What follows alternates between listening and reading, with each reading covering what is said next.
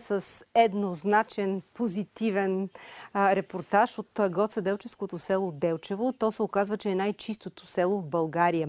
И това благодарение на група ентусиасти. Как успяват те, разказват Ксения Ангелова и операторът Анатолий Костов.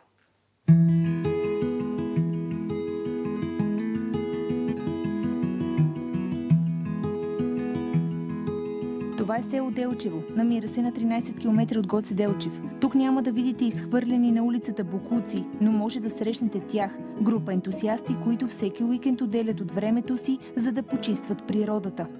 Много чистят. Ние отца сме и тук родили и много ни е приятно. Много. Тук сме живяли 40 години, като сме в Гоцето. И тук и децата си сме изродили и ни е приятно. А двигател на инициативата Clean it Green Гоце Делчев, която обединява стотици доброволци, е 32-годишният Георги Златинов. С гордост мога да кажа, че това е най-чисто село в България, което чистим в продължение на 8 месеца и тук сме провели около 14-15 кампании. Аз лично вътрешно не мога да приема бездействието и не харесвам, когато всичко около нас е каша, да стоиме и само да се оплакваме и нищо да не правиме. Но усилията му не свършва до тук. Георги си постави за цел да промени грозните гледки в целия регион и постепенно успява. Чистихме много големи зони, като извадихме около 1500 чувала отпадъци, което е около 120-30 кампании са проведени само в периметъра на Гоце Делчев и са участвали над 300 души за последните 9 месеца. Най-честият проблем е, че в покрайнините, като ги хвърлят нещата, ги хвърлят в храсти, което е доста трудно да ги извадим, защото ни късат ръкавиците, боцкат нас и като цяло предизвикат доста неприятности, но нищо не може да ни спре. Това, което ме мотивира да идвам е, тъй като знаете, че децата учат през пример.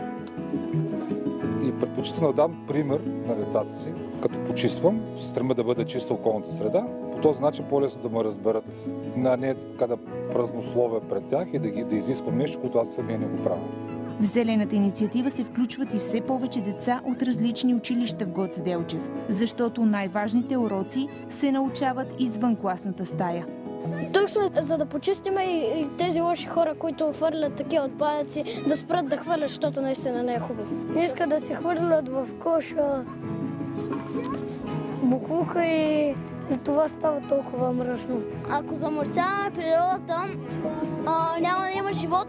И мисля, че е изключително важно да оценим, че чистотата на планетата е пряко свързана с нашето здраве и благополучие и здравето на бъдещите поколения. Тъй, че ако искаме нещо хубаво, не може да го получим на мръсна планета. И трябва да сме малко по-съзнателни и смирени към природата.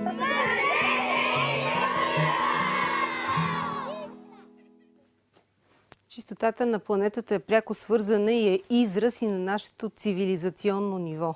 Това е сигурно, така че преценете вие от коя страна искате да бъдете, към коя група искате да се причислите.